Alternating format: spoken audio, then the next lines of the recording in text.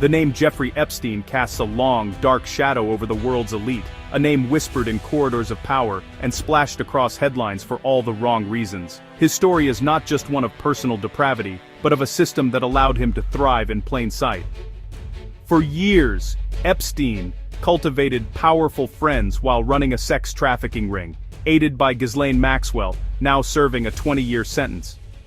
Their connections reached into the highest echelons of business, politics, and royalty, raising uncomfortable questions about who knew what and when. His mysterious 2019 jail cell death, ruled a suicide, only deepened suspicions that the truth was being hidden to protect the powerful.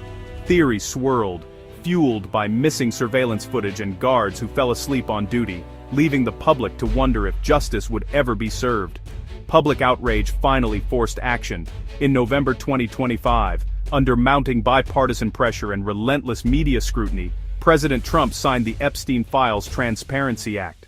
The move was seen as a rare moment of unity in a deeply divided political climate. The law required the Department of Justice to release all Epstein investigation documents within 30 days, promising a level of transparency that had long been denied to the public and to survivors. For survivors and a skeptical public, this was a long-awaited promise of accountability. Many had spent years fighting to be heard, and now, at last, the government was compelled to listen. The government was now legally obligated to open its files. No more whispers or redacted court filings. The era of secrecy, it seemed, was finally coming to an end, and the truth, however uncomfortable, would have to be faced. As the deadline approached, unease gripped Washington. Lawmakers, officials, and lobbyists all wondered what names and details might emerge, and how far the fallout would reach. The law, signed by Trump, threatened to expose secrets that could shake his own administration. Rumors swirled about who might be implicated, and the stakes could not have been higher. The release was no mere historical curiosity. It was a high-stakes political event with the potential to ignite a firestorm. The world's media descended, protesters demanded answers, and politicians braced for impact. The world watched, bracing for the moment when the dam of secrecy would finally break, knowing that what came next could change everything. On December 20, 2025, the Department of Justice began releasing the long-awaited Epstein Files, a move that had been anticipated for months by both the media and the public. The atmosphere in Washington was tense, with speculation swirling about who might be implicated and how far the revelations would reach. The first batch of documents zeroed in on photos of former President Bill Clinton aboard Epstein's infamous jet. Many observers saw this as a calculated attempt to direct public outrage toward Democrats, especially as the images quickly dominated headlines and social media feeds. For a brief moment, it seemed the White House had seized control of the narrative, shaping the story to their advantage. But the strategy took an unexpected turn when President Trump, in a surprising move, publicly expressed sympathy for Clinton, leaving his own party and advisors bewildered and scrambling to respond. The attempt to weaponize the release quickly unraveled. The administration's messaging became muddled, with conflicting statements and a lack of clear direction, exposing the chaos behind the scenes. Critics pounced on the initial release, pointing out its limited scope and the heavy redactions. Many questioned whether the DOJ was cherry-picking documents to protect certain individuals or to control the narrative, rather than providing true transparency. Was the administration intentionally slow-walking the release, or was there even more damaging information being withheld from the public eye? Lawmakers and journalists alike demanded answers, fueling further suspicion. The public's demand for full transparency only intensified. The selective focus on Clinton failed to satisfy, and instead, it galvanized activists and ordinary citizens to call for the release of all names and evidence, regardless of political affiliation. Rather than quelling suspicion, the administration's strategy backfired spectacularly. The public began to speculate that even more powerful names, including those close to Trump, were being protected, and that the real story was still hidden in the shadows. The press and public remained on edge, anxiously awaiting the next batch of documents.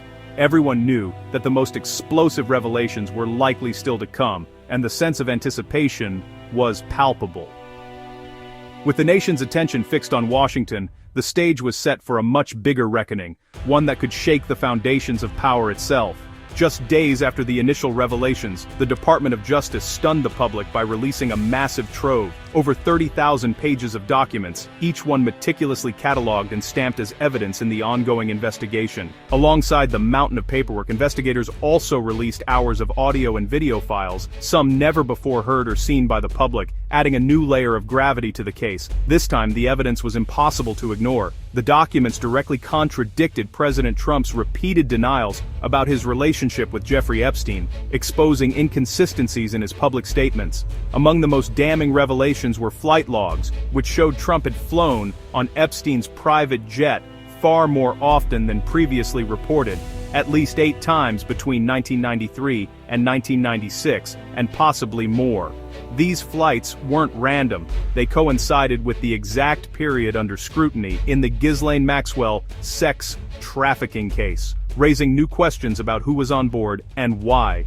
Despite mounting evidence, Trump had continued to insist, both at press conferences and in interviews, that he was never on Epstein's plane or island, dismissing all reports as politically motivated attacks or even blaming artificial intelligence for fabricating evidence. But the flight manifests told a different story. One particularly striking document listed only Trump and Epstein as passengers, with no staff or security detail present. Other manifests included Ghislaine Maxwell and a redacted young woman, their names appearing alongside Trump's, fueling speculation about the true nature of these trips.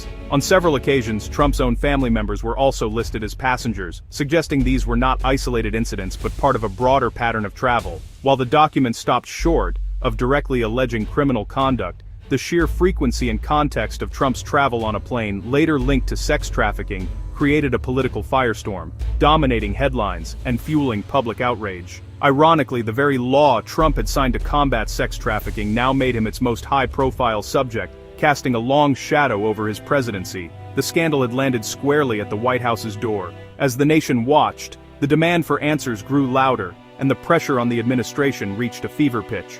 Confronted with damning evidence, the Trump administration scrambled. At first, there was silence. Trump was notably absent from public view. Then came a barrage of shifting defenses, questioning the document's credibility, blaming political enemies, and calling the release a hoax.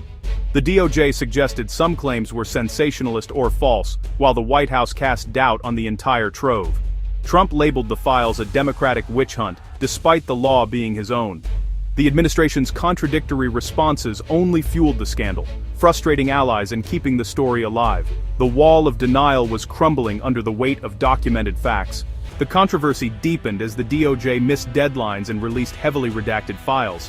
On Christmas Day, the DOJ claimed to have discovered over 1 million more documents, requesting more time. Critics saw this as a transparent delay tactic, especially since agencies had previously claimed a full review was complete. Many documents were so censored, they were meaningless, with powerful names hidden and, in some cases, victims' names exposed. The process, meant to deliver transparency, now looked like a cover-up. The government's handling of the release became a scandal of its own. Congress erupted in bipartisan outrage over the administration's handling of the files. A group of senators demanded an independent audit of the DOJ's compliance with the transparency law. Senate Minority Leader Schumer accused the administration of a massive cover-up and pushed for legal action. The fight became a power struggle between Congress and the executive branch. Even Trump's allies turned on him. Representative Massey accused the DOJ of breaking the law, and Marjorie Taylor Greene publicly criticized Trump for hiding the truth. The backlash was rare in its unity, cutting across party lines. The demand for accountability in the Epstein case transcended politics. Congress was determined to force the truth into the open. The pressure on the administration mounted. Outside Washington, the public's verdict was clear. They didn't trust the government. Polls showed a majority disapproved of Trump's handling of the files, and 70% believed the government was hiding key details about Epstein's connections. The botched release confirmed the public's worst fears about a system protecting the powerful. For Epstein's survivors, the delays and redactions were a personal betrayal. Their calls for full disclosure gave moral force to the political fight. Commentators compared the scandal's fallout to Watergate, not for the crime, but for the cover-up and constitutional crisis. The administration's attempts to control the narrative had failed spectacularly. Instead, they ignited a firestorm of public anger and suspicion. Trust in the institutions meant to serve the people was further eroded. As of December 27, 2025, the Epstein Files saga remains unresolved. Despite evidence of Trump's frequent flights with Epstein, no criminal charges have been filed. The DOJ insists that being a passenger doesn't prove wrongdoing, and both Trump and Clinton deny any crimes. But the political fallout is immense. Trump's approval ratings have plummeted, and Congress is in open rebellion. The Inspector General's audit could spark further investigations into DOJ and FBI conduct. The biggest questions remain. What's in the million undisclosed documents? Who are the powerful names still hidden? The fight for transparency has become a battle against official secrecy, testing America's commitment to accountability. The demand for truth will not fade until every page is turned and every name revealed.